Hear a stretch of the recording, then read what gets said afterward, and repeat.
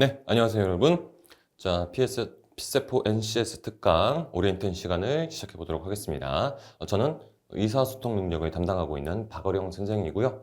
자, 오리엔테이션이기 때문에 짤막하게 이 특강을 통해서 여러분들과 함께 어떤 내용들을 학습해 나갈 것인지에 대해서 간략하게 정리를 해 보도록 하겠습니다. 자, 일단 저는 이런 사람입니다. 네, 짤막하게 정리하고 넘어가겠습니다. 서울대학교 국어국문학과를 학사, 석사까지 졸업을 했고 졸업 논문과 관련된 소개까지는 안 해도 되겠죠. 현재 위포트 이곳에서 NCS 의사소통 능력을 담당하고 있습니다. 기본서와 관련된 학습을 미리 하신 분들이라면 저를 먼저 보신 적이 있으실 거고요.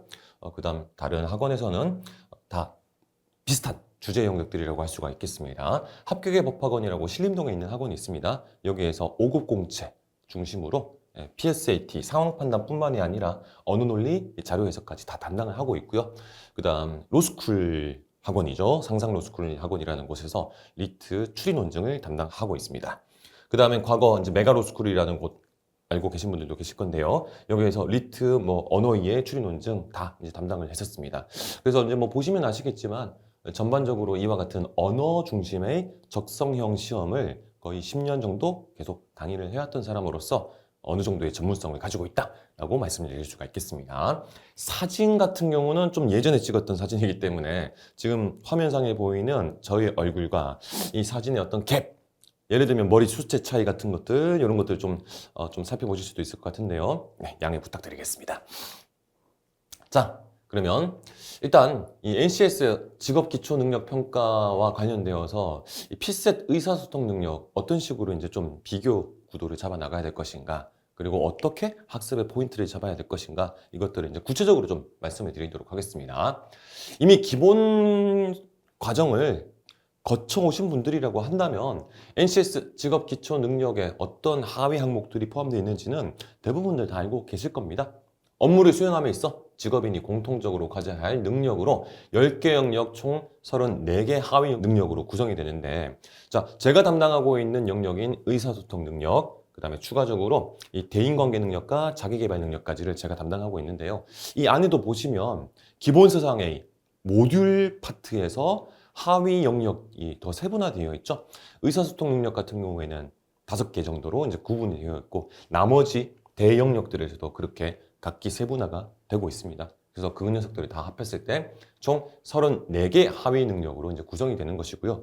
이거는 어디까지나 이제 모듈형을 기준으로 했을 때의 세분화된 그런 기준이라고 볼 수가 있겠습니다. 자, 이거 새롭게 자세하게 말씀드릴 필요는 없을 것 같습니다. 일단 이 특강에서는 자기개발 능력이나 대인관계 능력은 이거는 다루지 않고, 의사소통 능력에 있어서 특히 최근 들어서 비중이 강해지고 있고 그 문항들의 난도도 점점 더 높아지고 있다고 그렇게 판단이 되고 있는 독해형, 추론형, 논증형, 이렇게 언어적 텍스트 기반의 독해 중심의 문항들이 사실상 이제 비중이 높아지고 있고, 그래서 그 문항 유형들을 우리가 슬기롭게 대처하기 위한 훈련 과정이 이 특강의 제일 주된 목적이라고 할 수 있을 것인데요. 그래서 의사소통 능력 부분에 초점이 맞춰져서 진행이 될 것입니다. 자, 그러면 왜 이 NCS를 학습하는 데 있어서, 대비하는 데 있어서 PSAT까지 같이 겸해서 공부를 해야 되는 것인가, 요거를 좀 이제 말씀을 드리겠는데요. 방금 전에도 말씀을 드렸던 것처럼 NCS 필기시험 시 적성시험형 문제로 피셋형 문항이 실제로 출제가 되고 있기 때문이죠. 기본서를 보신 분들은 대표 예제 문제나 아니면 출제 예상 문제들을 풀어보시면서 요런 스타일의 어떤 독해형 문제가 출제가 확실히 많이 되고 있구나라는 것을 이미 확인하셨을 것입니다.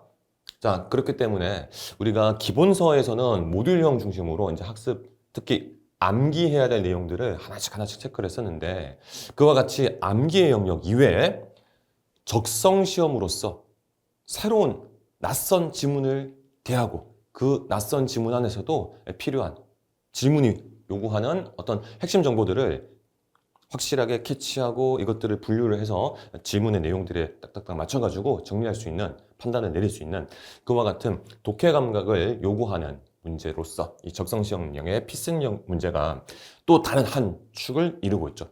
최근 들어서는 실질적으로 이 부분에서 사실상 당락이 결정된다고 말씀드릴 수 있을 정도로 그 비중이 높아지고 있는 편입니다. 단순히 문항의 숫자뿐만이 아니라 어떤 것까지, 네, 이 시험 난도까지 높아지고 있는 추세이기 때문에 확실하게 이 독해형 문제, 적성시험형 유형 문제에 대한 대비를 철저하게 해 두셔야 되겠습니다. 자, 그러면 이제 피셋형이란 어떤 것을 말하는 것인가? 아마 경험을 하신 분들도 계실 건데요.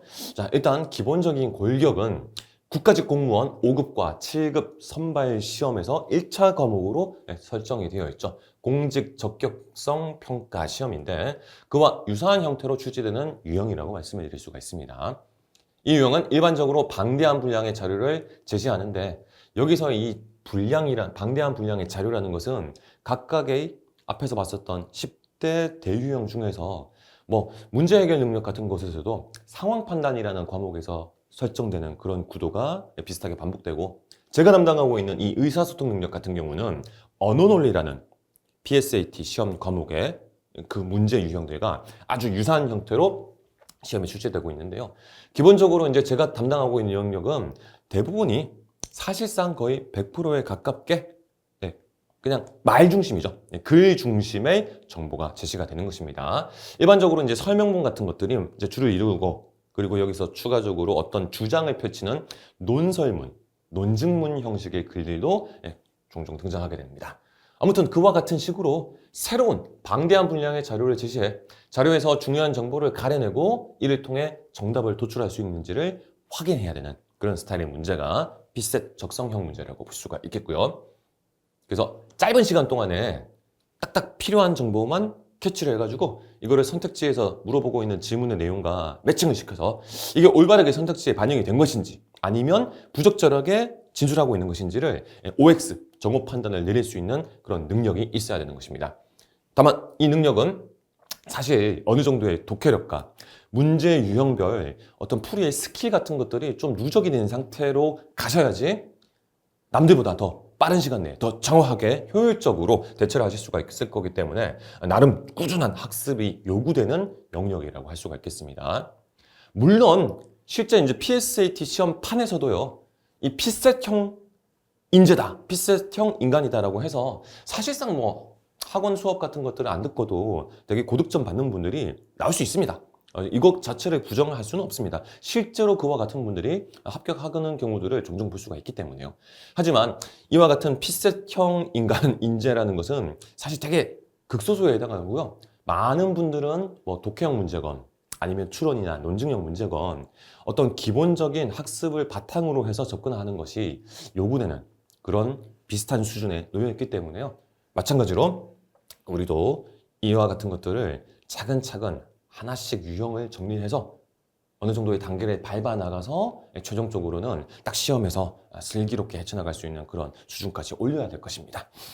자, 아무튼 학습 시기 제한 시간 안에 정확히 정답을 찾는 연습이 이제 우리가 본격적인 문제풀이, 각각의 유형별 분석에 들어갔을 때 하나씩 체크해야 될 내용들이 될 것입니다. 구체적인 이 정답을 찾는데 필요한 스킬 같은 것들은 해당 파트들을 정리해 나가면서 다시 확실하게 정리해 드리도록 하겠습니다. 자, 그 다음 이제 최근에 출제 경향도 결국에는 앞서 말씀드렸었던 이러한 내용들과 연동이 되는 것입니다. 직업 기초 능력의 문제는 주로 상황형이나 대화형으로 제시되는 것이 특징이긴 한데 이거는 사실 뭐 100%는 아닙니다. 지금 우리가 다루려고 하는 이 PSAT형 문제 같은 경우는요. 구체적인 어떤 상황, 어떤 대화 양상. 그러니까 뭐 실무자라고 설정되어 있는 2명이나 3명의 인물들이 직접 등장해가지고 이와 같은 사람들 사이의 대화 속에서 필요한 정보나 혹은 질문의 내용에 대해서 본문에 있었던 정보들을 바탕으로 특정하는, 추론하는 그런 스타일의 문제들이 이게 이제 상황형 혹은 대화형이라고 할 수가 있는데요. 이런 것들이 사실상 모듈형 쪽에서 좀 더 많이 출제가 되는 편이고요. 실질적으로 이제 이 피셋형 문제 같은 경우에는 그러한 상황이나 대화형으로 좀 가공되어서 나올 가능성도 있지만 기본 골격은 뒤에서 이제 다루겠습니다. 예제 문제를 통해서 이제 살펴볼 수 있는데 그냥 일반적인 글 하나 주고 거기에 대해서 오지선다형 질문을 던지는 그런 스타일의 구조가 대부분입니다. 아무튼 제시된 글의 형태나 상황에서 벗어나 궁극적으로 문제에서 확인하고자 하는 내용이 전체적인 내용에 의해나 어휘에 관한 문제임을 인식한다면 문제를 푸는 데 있어서 큰 어려움은 없을 거라고 말씀을 드릴 수가 있겠습니다. 자, 뭐 실제로 이제 여러분들이 각자 가지고 있는 이 독해의 능력이나 어휘력 같은 것들은 서로 차이가 있을 수가 있을 겁니다. 하지만 독해 실력이 내가 좀 평소에 좀 부족했었던 것 같다. 수능을 공부를 했을 때도 수능 국어 쪽 영역의 등급이 좀 높지가 않았었다. 뭐 이렇게 걱정하시는 분들도 계실 수가 있을 것인데요. 수능 같은 경우는 호흡이 되게 긴 편이죠. 한 지문을 읽고 3개, 4개 정도의 문항을 처리를 해야 됩니다. 그렇게 집중적인 사고, 독해 사고를 거쳐야 되는 시험이기 때문에 사실 이 독해에 있어서 좀 어려움을 겪는 분들 같은 경우에는 이게 고스란히 이 의사소통 능력에서도 똑같이 작용하지 않을까, 똑같이 난항을 겪지 않을까 그렇게 우려하실 수가 있을 것인데요. 자, 수능과는 스타일 자체가 다르죠. 한 지문에 하나의 질문이 던져지는 게 기본 골격이기 때문에요. 훨씬 더 간결하게 정보 처리를 해낼 수가 있습니다. 구체적인 방법론은 제가 뭐 차후에도 말씀드리겠지만 이 피셋형 독해 문제를 풀 때는 철저하게 끊어 읽기를 하셔야 됩니다. 제가 글씨를 잘 못 쓰는 편인데 철저한 끊어 읽기를 통해서 예를 들어서 3문단짜리 글이다라고 한다면 1문단까지만 읽고 바로 선택지에서 키워드 찾아서 체크하고 여기서 정답이 도출될 수도 있고 정답이 안 나온다면 2번째 문단으로 넘어가고 그 다음 또 3번째 문단으로 넘어가고 이런 식으로 지문을 한 묶음으로 딱 끝내서 선택지 판단하는 게 아닙니다. 독해형 문제 같은 경우에는 끊어서 최대한 전반부에서 정답이 나올 가능성도 높기 때문에 이런 스타일로 끊어 읽기를 하셔야지 뇌에 가해지는 부담도 줄어들고요. 그리고 다른 영역들을 풀 수 있는 어떤 에너지 같은 것들도 쭉 확보하실 수가 있게 되는 것입니다. 구체적인 방법론은 차후에 문제를 풀면서 제가 확실하게 말씀을 드리도록 하겠습니다. 자, 아무튼 PSAT형 문항의 출제 빈도가 점점 높아지고 있는 편이다. 실제로 공무원 9급 시험, 9급 공무원 시험 같은 경우도 기존 수십 년간 유지됐었던 이 국어의 일반적인 스타일에서 벗어나서 피셋화된 시험으로 올해부터 바뀌죠. 그러한 경향성이 이게 좀 사회 전범위에서 진행되고 있는 걸 좀 확인할 수가 있을 것입니다. 그래서 NCS 영역에서도 일단 앞서 살펴봤었던 모듈형 같은 것도 중요하지만 실질적으로 문서를 읽어낼 수 있는 능력, 중요한 정보를 캐치할 수 있는 능력 이와 같은 것들의 중요성이 높아지다 보니까 이런 피셋형 독해 스타일의 문제들이 그만큼 비중을 차지한다고 볼 수가 있겠습니다. 자, 그 다음 또 하나 최신 의사소통 능력의 출제 경향 가운데 또 다른 하나의 축이라고 할 수 있는 것은 이 맞춤법 문항의 출제가 점차 증가하고 있다는 것입니다. 모든 공기업에서 다 그런 거는 아니지만 굵직굵직한 기업들에서는 맞춤법 문항 유형 문제가 필수적인 문항으로 이제 좀 고정됐다고 볼 수 있을 정도로 그렇게 출제가 되고 있습니다. 그래서 실제로 이제 뭐 기본서에서도 몇 문항의 대표 예제를 살펴본 바가 있었는데요. 이와 같은 맞춤법 문항 같은 경우는 이제 약간 수능 스타일로 출제가 된다라고 볼 수가 있겠습니다. 그러니까 지문에 관련된 맞춤법 규정을 보여주고 그리고 이 규정을 기반으로 해서 어느 규정에 해당하는 사례인가 판단하라든가 아니면 맞춤법 자체의 옳고 그름 자체를 판단해보라든가 하는 스타일로 결국에는 맞춤법 규정에 대한 어느 정도의 선이해, 지식을 가진 상태에서 풀어야지 정확한 정답 도출이 가능한 그런 스타일의 문제들이 출제가 되고 있습니다. 그래서 수능을 보신 분들은 아실 거예요. 맞춤법 문제를 이 수능의 전반부 뭐 예를 들면 의문론과 관련되어서건 아니면 진짜 한글 맞춤법상에 있어서 어떤 규정과 관련되어서건 보통 이 문법적이거나 맞춤법적인 지식형 문제들은요 지문에서 어느 정도의 정보를 주기는 주죠. 하지만 실제로 이제 그 정보만 가지고 다 해결이 되냐 하면 결국에는 배경 지식을 가지고 있는 상태에서 풀어야 됐었던 거 아마 기억나실 겁니다. 우리도 마찬가지로 출제가 된다고 보셔야 되겠습니다. 그렇기 때문에 이 교재, 이 특강은 일단 기본적인 이름은 피세포 NCS여서 피셋을 주된 대상으로 삼고는 있습니다. 하지만 최근 증가하고 있는 이런 맞춤법 문항의 출제 빈도를 놓고 봤을 때 맞춤법 규정에 대한 기본적인 학습, 개념, 이론 학습 대표 예제 문항들에 대한 풀이, 이와 같은 것들이 추가적으로 여러분들한테 필요할 것이라고 생각을 해서 교재상으로도 그렇고 이 특강상으로도 그렇고 전반부에서는 한글 맞춤법 규정에 대한 개념 정리와 그 다음에 국어 공무원 국어 기출문제에서 출제됐었던 한글 맞춤법 문항들에 대한 정리를 통해서 이 파트를 이제 어느 정도 학습하는 그런 시간을 추가적으로 가질 겁니다. 자, 이런 식으로 해서 이제 구체적인 내용들에 대해서는 어느 정도 큰 그림을 살펴봤고요. 뭐 앞에서도 제가 잠깐 말로 언급을 드렸었는데요. 이 의사소통 능력 중에서 이 피스청 문제의 출제 유형은 다시 세분화를 해보면 크게 이렇게 독해, 추론, 논증형 문제로 나눠볼 수가 있을 것입니다. 제가 집필한 교재상으로는요, 이 녀석들을 다시 크게 봤을 때 8가지로 정리를 할 수가 있을 것인데요. 일단 맞춤법 같은 경우는 요거는 이제 별도의 영역이라고 볼 수가 있겠고, 그 다음 첫 번째, 굵직하게 논지나 주제, 글의 결론, 제목 같은 거를 도출하는 스타일의 문제. 빈칸 밑줄을 추론하는 스타일의 문제는 요거는 추론 구조의 문제라고 볼 수가 있겠습니다. 맥락에 따라서 빈칸 혹은 박스로 들어갈 내용을 찾아내는 것. 그 다음에 일단 독해형 문제로 초점을 맞춰보겠습니다. 일치부합은 뭐 많이들 보셨었던 수능 기출에서도 보통 첫 번째, 비문학의 첫 번째 문항으로 등장하는 게 일반적인 내용 일치부합이죠. 본문에 있었던 정보들 그대로 잘 반영된 것인가? 아닌 것인가? 이런 것들을 판단하는 스타일의 일치부합형 문제. 그 다음에 여기서 조금 더 사고를 확정해야 되는 내용 추론형 문제. 글에 나와 있었던 정보를 바탕으로 했을 때 충분히 합리적으로 객관적으로 도출될 수 있는 추가적인 진술이 맞는가 아닌가 판단하는 스타일의 내용 추론 문제, 이런 것들이 이제 나올 수가 있고, 그 다음 수치 추론형 문제라는 거는요, 이거는 실질적으로 이제 상황 판단 쪽에 해당하는 문제 해결 능력 쪽에서 더 집중적으로 아마 다루게 될 겁니다. 아니면 자료 해석 쪽 파트. 자, 우리 그 강사님들 기준으로 했을 때는 하중훈 선생님이나 아니면 신원 선생님께서 아마 이 영역과 관련된 문제들을 훨씬 더 많이 다루실 건데요. 그러나 이 피셋 문제 중에서는요, 분명히 지문형, 언어 중심의 정보가 제시되고 있는 그런 문제긴 하지만 이 안에 등장하는 핵심 정보가 수리적인 정보여서, 예를 들면 뭐 어떤 독극물에 이 수위와 관련된 수치적 정보가 주어져서 이걸 바탕으로 해서 뭐 문제를 해결해야 되는 이런 스타일의 문제도 이제 등장하기 때문에 그때는 살짝 계산이 필요합니다.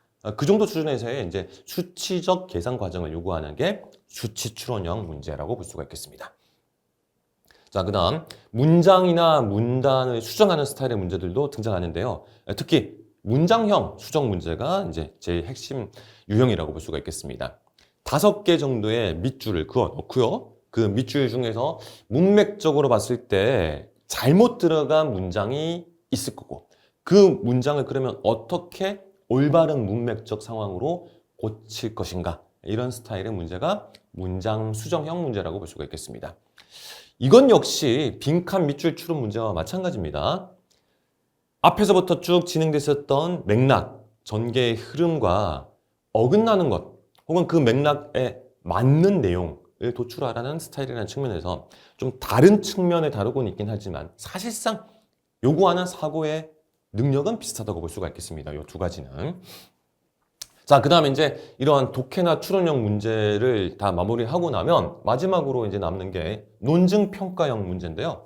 이 논증평가형 문제는 사실 수능 쪽에서는 다루지 않은 유형이어서 이 논증 문제가 피셋을 처음 접하시는 분들한테는 아마 좀 생소한 부분이라고 볼 수가 있겠습니다. 이렇게 쉽게 말해서 논증평가형 문제라는 거는요, 글이 앞에 있었던 이런 내용들 같은 경우는, 이런 유형들은 주로 설명문 중심의 글이 대상이 된다고 본다면, 논증평가형 문제는 주로 주장문, 논설문, 주장이 담겨있는, 그래서 자신의 주장을 특정한 근거들 바탕으로 뒷받침하는 그런 구조의 논증글이 출제가 되었을 때 그 논증 혹은 주장에 대해서 어떤 식으로 접근을 하면 그 주장을 반박하는, 약화시키는 흐름이 만들어지고, 어떤 사례 같은 것들을 가지고 오면 그 주장을 오히려 힘을 실어주고 뒷받침해주는 그런 스타일이 되는 것인가, 이런 내용을 다루는 것이 논증평가형 문제라고 볼 수가 있겠습니다. 이거는 이제 수능에서는 거의 안 나왔었던 유형이라고 볼 수가 있죠. 이렇게 해서 이제 독해 중심으로 진행이 되는 스타일 A 세부 유형 7가지 정도를 이제 한글 맞춤법 학습을 진행하고 나서 순차적으로 쭉 이어 나갈 것입니다. 자, 그러면 이제 구체적으로 뭐 짤막하게 이러한 독해형 문제의 실제 출제 경향이나 출제 스타일은 어떤 것인가 짤막하게 한번 살펴보도록 하겠습니다. 지금 여기 나와 있는 이 문제 같은 경우는요, 기본소에도 포함되어 있는 녀석이었습니다. 자, 문제를 풀지는 않겠습니다. 그냥 크게 봤을 때 어떤 스타일로 등장하는지만 한번 살펴보겠습니다. 자, 뭐 다음 글에 대한 이해로 가장 적절한 것을 묻는 발문 구조 자체가 이건 내용 이해형 문제구나, 일치 부합형 문제구나 라는 것을 예상하실 수가 있겠죠.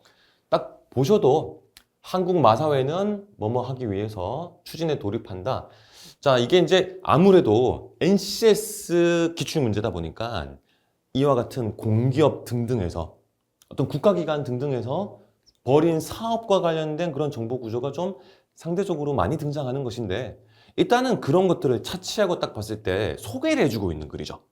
뭘 했다, 어떤 기관이 무슨 사업을 벌였다, 그 사업의 구체적인 내용은 이런 것이었고 그게 갖는 효과는 어떤 것이었다, 다 이런 것들은 전부 다 소개, 다시 말해서 설명 중심의 글입니다.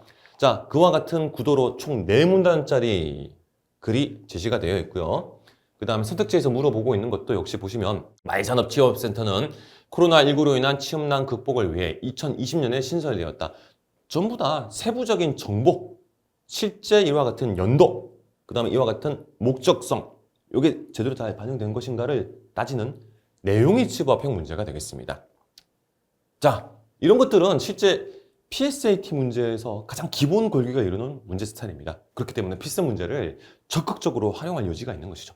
자, 바로 이어서 요거는 이제 이 책, 이 특강의 교재인 피세포 NCS 교재에 포함되어 있는 문제입니다. 자, 이 녀석도 이제 민간 경력자 채용 시험이라고 해서 결국은 똑같이 피셋 문제인데요. 이 녀석도 마찬가지입니다. 알 수 있는 것을 묻고 있고요. 이 글 같은 경우는 이제 중국에서 시작된 이 통화, 동전, 그 다음 지폐의 통화의 어떤 그런 발생 과정과 그리고 이것들이 유통되는 그런 흐름을 중국, 아시아와 유럽을 상호 비교하는 형태로 글이 전개되고 있습니다. 근데 뭐 내용적으로 다 다루진 않겠습니다. 결국 이 녀석도 이런 스타일의 어떤 설명 중심의 글이라는 것을 일단 확인할 수 있을 것이고요. 얘도 전체 4문단짜리고요. 글의 길이가 뭐 크게 다르진 않죠? 그리고 이제 물어보는 양상을 보겠습니다. 1번. 유럽에서 금화의 대중적 확산은 지폐가 널리 통용되는 결정적인 계기가 되었다. 당연히 본문에 있었던 어떤 특정 맥락에 해당하는 문장으로부터 도출되는 그런 선택지겠죠. 자, 거의 똑같은 유형인 걸 확인할 수가 있습니다. 그 다음으로 등장하는 건 역시 마찬가지입니다. 앞서 말씀드렸던 논증 평가형 문제에 해당하는 스타일인데요. 자, 이 녀석도 일단 문서 이해 능력 파트 기본서 교재에 해당하는 문제고요. 이것도 큰 골격만 한번 잡아보겠습니다. 발문에서 바로 대놓고 이렇게 말하고 있죠. 다음 글의 논지를 약화하는 것으로 가장 적절한 것을 물어보고 있습니다. 그러면 이제 이런 스타일의 문제들은 글이 단순히 소개하는 것으로 끝나는 게 아니라 뭔가 주장, 어떤 결론적인 대안 제시, 이런 내용이 포함되어 있다고 볼 수가 있을 것입니다. 그래서 이제 이 글 같은 경우는 앞부분까지는 이거는 현황에 대한 설명이라고 할 수가 있을 것이고요. 맨 마지막 부분으로 갔을 때 여기만 조금 읽어볼게요. 결국 휴게소 활성화를 위해서는 지역에 맞는 고속도로 휴게소 콘셉트를 구성하여 실행하는 것이 필요하다. 필요하다! 이런 말은 이제 자기의 의견이 반영된 문장이죠. 따라서 급한 볼일을 보기 위한 화장실, 끼니를 때우기 위한 식당 등 휴게소의 일반적 휴게 기능에 치중하기보다는 휴게소를 지역의 특성과 지리적 요인을 토대로 관광지 개발이나 지역 특산물 판매, 캠핑 시설 등 다양한 시설을 포함하는 복합 공간으로 만들어야 한다. 이와 같은 제언형, 무언가를 제안하는 이런 스타일의 문장 구조는 이거는 자기 주장이죠. 그렇기 때문에 이제 이 글은 후반부가 사실상 글쓴이의 핵심 논지라고 바로 파악할 수가 있을 겁니다. 그리고 이 논지에 대해서 이제 약화하는 것이 목적입니다. 그래서 어떤 것이 필요한 것인가? 복합 공간으로 만들어야 된다고 했는데 당연히 그렇게 만드는 것이 뭐 어렵다던가 아니면 다른 게 뭔가 더 중요한 게 있다든가 하는 식의 어떤 그런 초점을 달리하는 내용 전개가 필요하겠죠? 네, 이런 식으로 선택지가 어떤 것이 논지 약화형 선택지가 되는지에 대한 큰 방향성 충분히 잡을 수가 있을 것입니다. 그러니까 딱 보셔도 지금 여기서는 그러니까 관광지화 시키는 게 중요하다고 했습니다. 일반적 휴게 기능보다는 관광지로서의 특성화에 초점을 맞춰야 된다라고 강조를 했는데 반대쪽으로 가야 된다고 말하는 게 당연히 약화시키는 흐름이 되겠죠. 노후화된 화장실에 대한 리모델링과 자동차 긴급 정비 기계 확대가 중요하다. 이와 같은 것들은 관광이 문제가 아니라 기본 기능이라고 할 수가 있을 겁니다. 이건 맥락을 보시면 앞에 맥락을 보시면 바로 판단할 수가 있습니다. 그러니까 이런 식으로 어떻게 하면 그의 주장을 반박할 수 있을 것인가? 이 패턴 그렇게 생소한 거 아니기 때문에요. 대표적인 예제들을 통해서 훈련을 어느 정도 하시면 이 문제들에 대해서도 바로바로 처리할 수 있는 그런 기준 충분히 잡으실 수 있을 겁니다. 자, 그래서 이와 같은 논증형, 논증 강화나 논증 약화형 문제, 실제 피셋에서도 큰 축을 이루는 문제 유형입니다.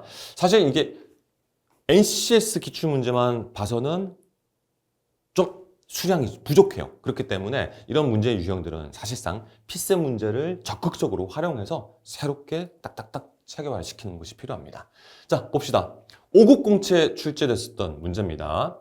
얘는 좀 짧은 편인데요. 비슷한 구조죠. 기억을 약화하는 진술로 가장 적절한 것을 고르라고 되어 있습니다.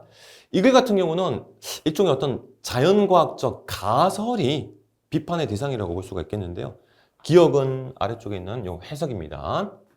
그러니까 실험을 했고 오랑우탕을 대상으로 한 실험에서 이 결과를 토대로 연구진은 피험자 오랑우탕 20마리는 비가 상대되지 못하는 사실을 모르는 A 입장이 되어 건초더미를 주목했다는 해석을 제시하였다. 뭐 추가적으로 이제 그 뒷문장까지 연결시키면 이런 해석이 어떤 걸 결국 말하는 것인가가 좀 더 구체화될 수가 있을 것입니다만은 결국 이것도 마찬가지죠.